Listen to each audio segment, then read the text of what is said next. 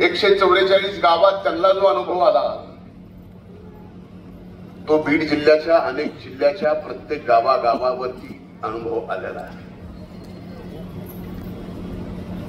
मी तर म्हणेल की आपण सुद्धा आपले आपले महापुरुष बांधून घेतले. छत्रपती शिवाजी महाराजांची जयंती म्हणले की फक्त मराठा समाजाने करायची. परमपूजनीय डॉक्टर बाबासाहेब आंबेडकरांची जयंती म्हणलं की ती फक्त मागासवर्गीय समाजाने करायची. महात्मा फुलेंची जयंती ही फक्त माळी समाजाने करायची. भगवान बाबांची जयंती फक्त वंजारी समाजाने करायची. मी तुम्हा सगळ्यांना एक प्रश्न विचारतो व्यासपीठावर आणि समोरच्यांना सुद्धा. काऊ छत्रपती शिवाजी महाराजांनी रयतेचं राज्य फक्त मराठा समाजासाठी उभं केलं नव्हतं तर 18 पगड जाती धर्मासाठी उभं केलं. मधल्या काळामध्ये आपल्या जिल्ह्यातच नाही तर अनेक ठिकाणी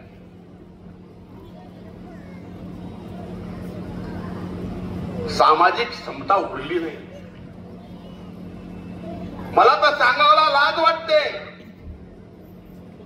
या बीड जिल्ह्यामध्ये पोलिसाला सुद्धा स्वतःच आडनाव लावता येत नसेल तर ही सामाजिक समता आहे का सांगा. 144 गावात त्यांना जो अनुभव आला तो बीड जिल्ह्याच्या अनेक जिल्ह्याच्या प्रत्येक गावागावावरती अनुभव आलेला आहे. मी तर म्हणेल की आपण सुद्धा आपले आपले महापुरुष बांधून घेतले. छत्रपती शिवाजी महाराजांची जयंती म्हणले की फक्त मराठा समाजाने करायची. परमपूजनीय डॉक्टर बाबासाहेब आंबेडकरांची जयंती म्हणलं की ती फक्त मागासवर्गीय समाजाने करायची. महात्मा फुलेंची जयंती ही फक्त माळी समाजाने करायची. भगवान बाबांची जयंती फक्त वंजारी समाजाने करायची. मी तुम्हा सगळ्यांना एक प्रश्न विचारतो व्यासपीठावर आणि समोरच्यांना सुद्धा. काऊ छत्रपती शिवाजी महाराजांनी रयतेचं राज्य फक्त मराठा समाजासाठी उभं केलं नव्हतं तर 18 पगड जाती धर्मासाठी उभं केलं. परमपूजनीय डॉक्टर बाबासाहेब आंबेडकरांनी संविधान या देशाला दिलं. ते संविधान फक्त मागासवर्गीय समाजापुरतं नव्हतं. साहित्यातून उपाशी माणसाची व्यथा खऱ्या अर्थानं कुणी मांडली लिहिली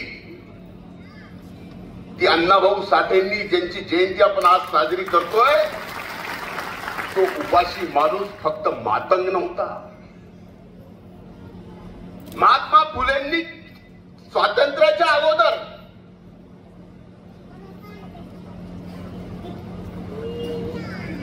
शिक्षणाची चळवळ उभी केली. त्या शिक्षणाच्या चळवळीत फक्त माळी समाज शिकला असातला भाग नाही.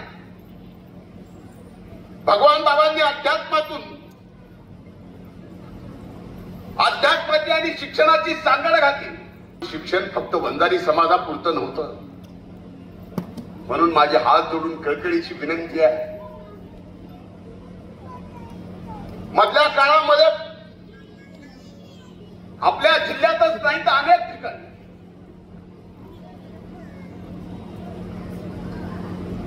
सामाजिक समता उरली नाही. मला तर सांगायला लाज वाटते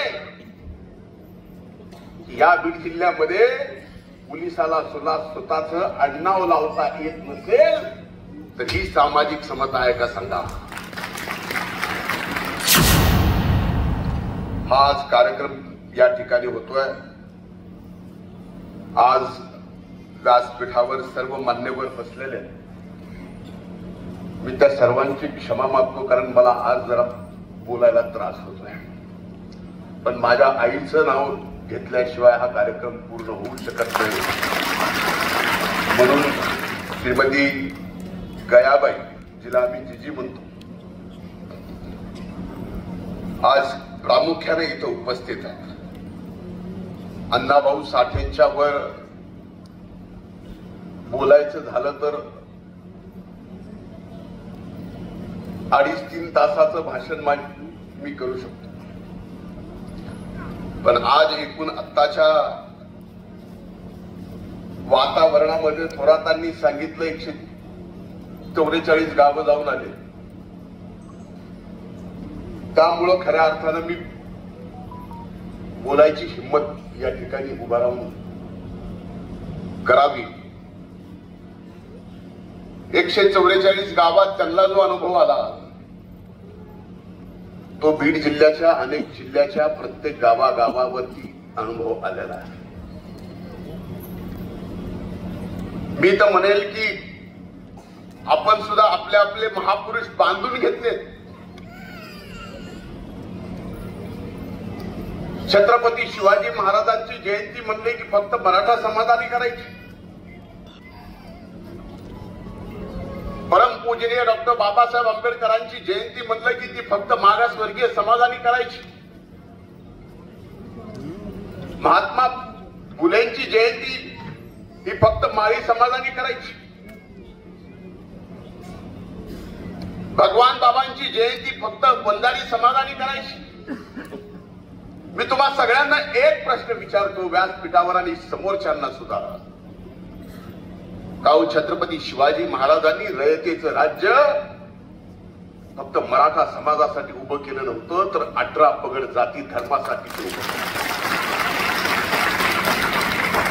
परमपूजनीय डॉक्टर बाबासाहेब आंबेडकरांनी संविधान या देशाला दिलं.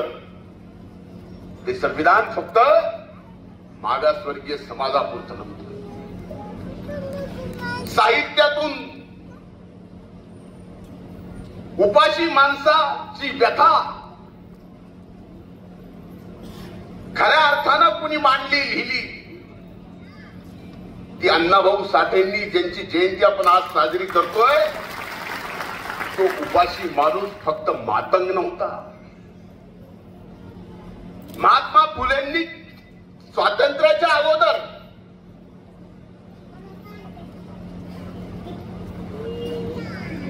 शिक्षणाची चळवळ उभी केली. त्या शिक्षणाच्या चळवळीत फक्त माळी समाज शिकला असातला भाग नाही. भगवान बाबांनी अध्यात्माची आणि शिक्षणाची सांगड घातली. शिक्षण फक्त वंजारी समाजापुरतं नव्हतं. म्हणून माझे हात जोडून कळकळीची विनंती आहे, मधल्या काळामध्ये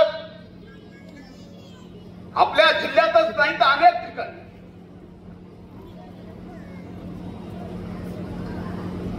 सामाजिक समता उघडली नाही.